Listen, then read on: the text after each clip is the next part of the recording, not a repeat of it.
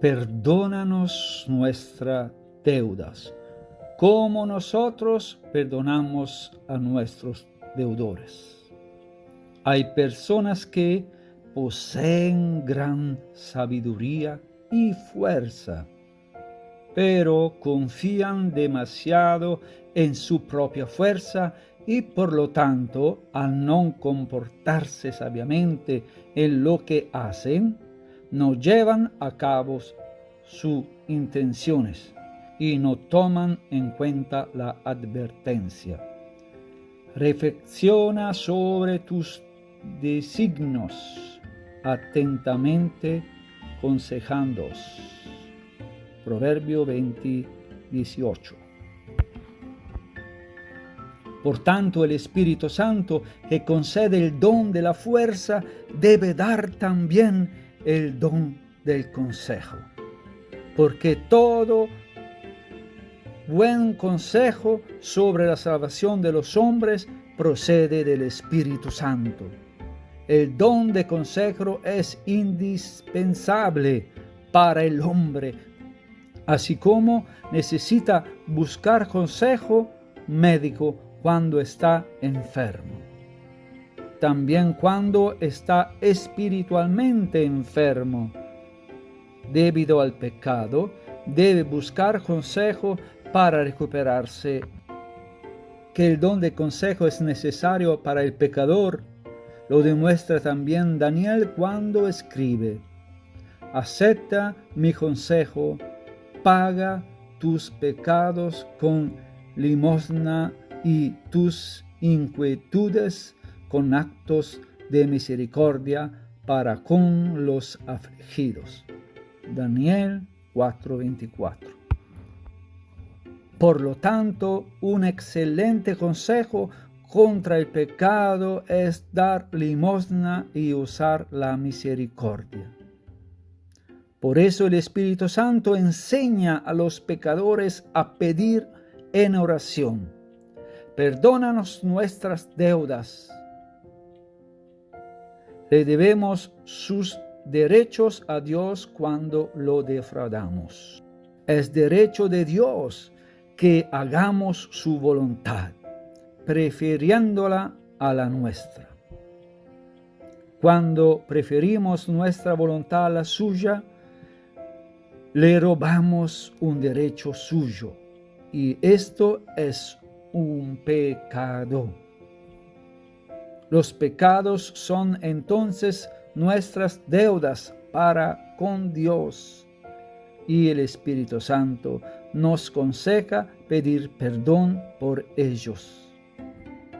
Y lo hacemos diciendo: perdónanos nuestras deudas. En esta solicitud podemos hacernos 3 preguntas.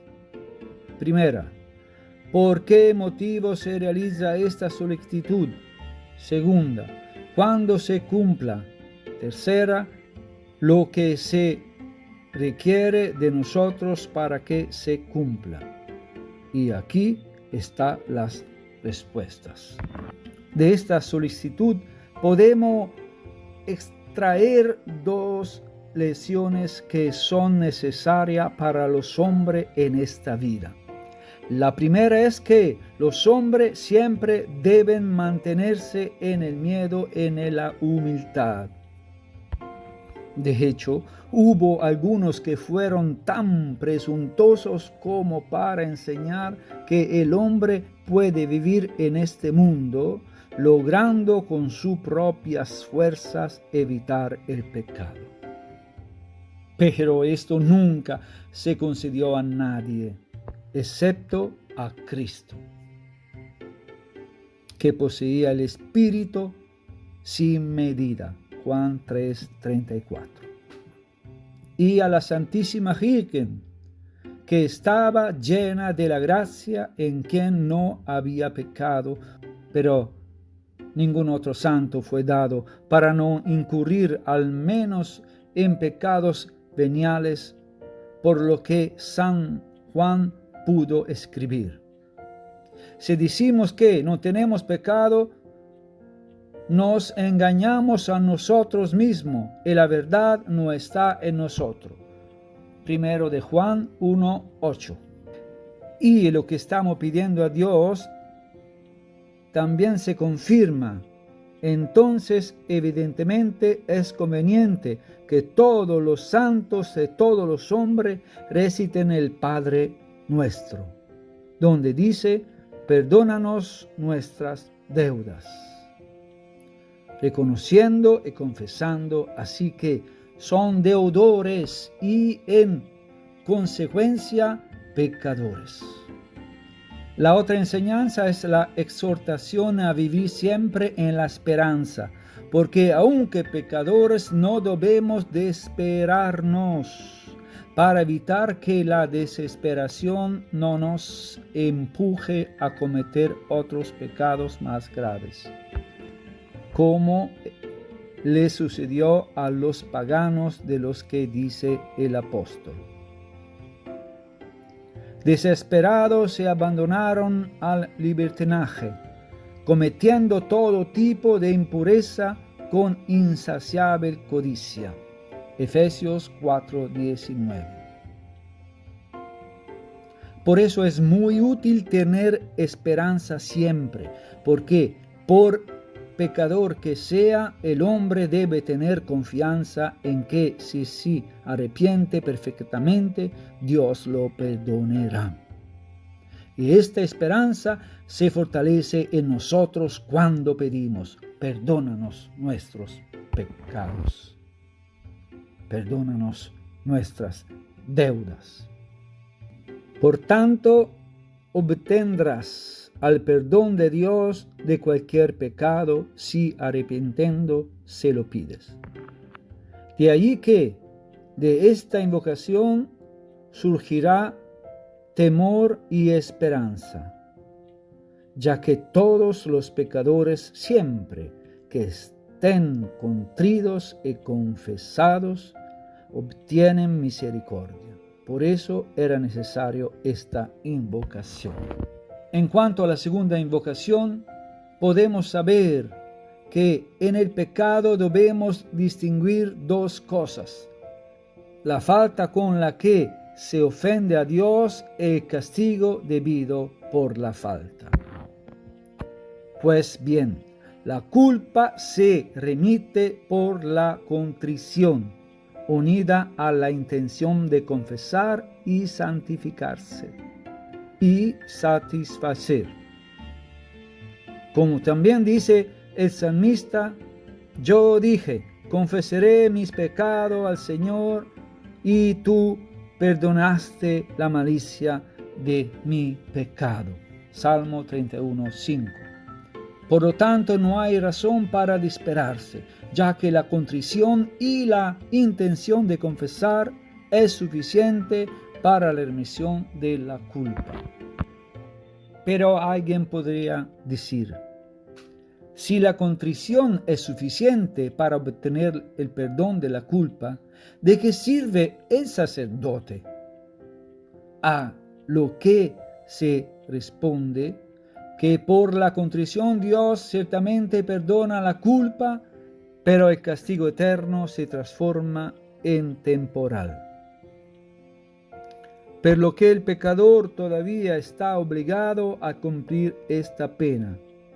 Por tanto, si moría sin confesarse, no por haberlo despreciado, sino por no haber tenido la oportunidad de hacerlo, irá al purgatorio, donde la pena, según Agustín, es muy grande.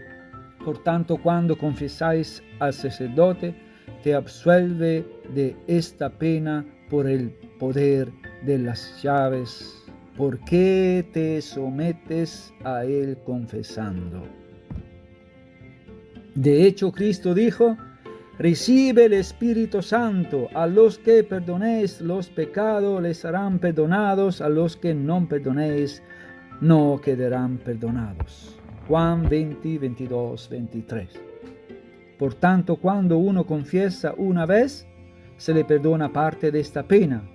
Y así, cuando vuelva a confesar, para que se pueda confesar muchas veces hasta que la pena sea totalmente redimida. Los sucesores de los apóstoles también han ideado otra forma de remitir esta pena, es decir, con el beneficio de las indulgencias, que para quienes viven en la caridad tiene valor en la medida y las condiciones en que se otorga, que el Papa puede concederlo hasta fuera de toda duda. De hecho, muchos hicieron numerosas buenas obras. Sus buenas obras, por tanto, la hicieron en beneficio de la Iglesia.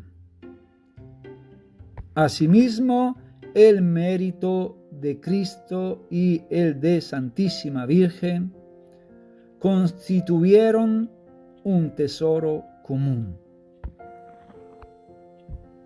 En consecuencia, al sumo pontífice y cualquiera a quien haya otorgado la facultad puede dispensar este tesoro cuando lo considere necesario. Así se perdonan los pecados tanto como la culpa por contrición, como el castigo por confesión y por indulgencias. En cuanto a la tercera invocación, cabe señalar que de nuestra parte estamos obligados a perdonar a nuestro prójimo las ofensas que nos ha hecho. Por eso decimos, como también los perdonamos a nuestros deudores. De lo contrario, Dios no nos perdonaría. De hecho, está escrito, perdona las ofensas a tu prójimo, entonces tus pecados serán perdonados por tu oración. Si alguien mantiene su ira hacia otro hombre, ¿cómo se atreve a pedirle al Señor que lo cure? Siracide 28, 2, 3. Y de nuevo, perdona y serás perdonado. Lucas 6, 37. Y esta es la razón por la que solo en esta pregunta se encuentra la condición como les perdonamos a nuestros deudores. Entonces, si no perdonas, no serás perdonados. Tú, pero, podrías decirme, diré la primera parte de la oración, que es perdónanos nuestras deudas, omitiendo la segunda, como se la perdonamos a nuestros deudores. Pero ¿crees que puedes engañar a Cristo, el que compuso esta oración? La recuerda bien y por lo tanto no podrás engañarlo. Lo que dices con tu boca, por lo tanto, trata de cumplirlo con tu corazón. Pero cabe preguntarse si quien no se propone perdonar al prójimo debería decir igualmente la palabra, como también nosotros perdonamos a nuestros deudores. Parecería que no, porque en ese caso rezaría para que sus deudores no fueran perdonadas. En cambio debe responder que debe decírselo, porque no reza en su propio nombre, sino en el nombre de la Iglesia, que nos enseña a sí misma. También debemos considerar que el perdón a los demás se puede otorgar de dos maneras.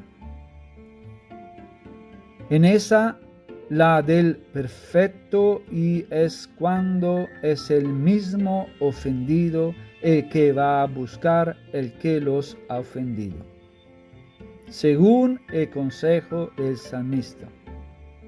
Busca la paz y síguela. Salmo 33, 15. En esto es el común a todos, al que todos estamos ligados y consiste en conceder el perdón a quien los pide. Según dice el eclesiástico, perdona las ofensas a tu prójimo y luego por tu oración serás redimido los pecados. Bienaventurados los misericordiosos, porque es la misericordia la que nos hace tener piedad del prójimo. Dios Todopoderoso, Padre de la misericordia, te pueda bendecir. El Cristo que te perdonó muriendo en la cruz te pueda dar la gracia de perdonar, de ser perdonado. El Espíritu Santo que dio a la Iglesia el poder de remitir pecado pueda, a través de tu confesión, perdonarte todos tus pecados. Que Dios te bendiga mucho.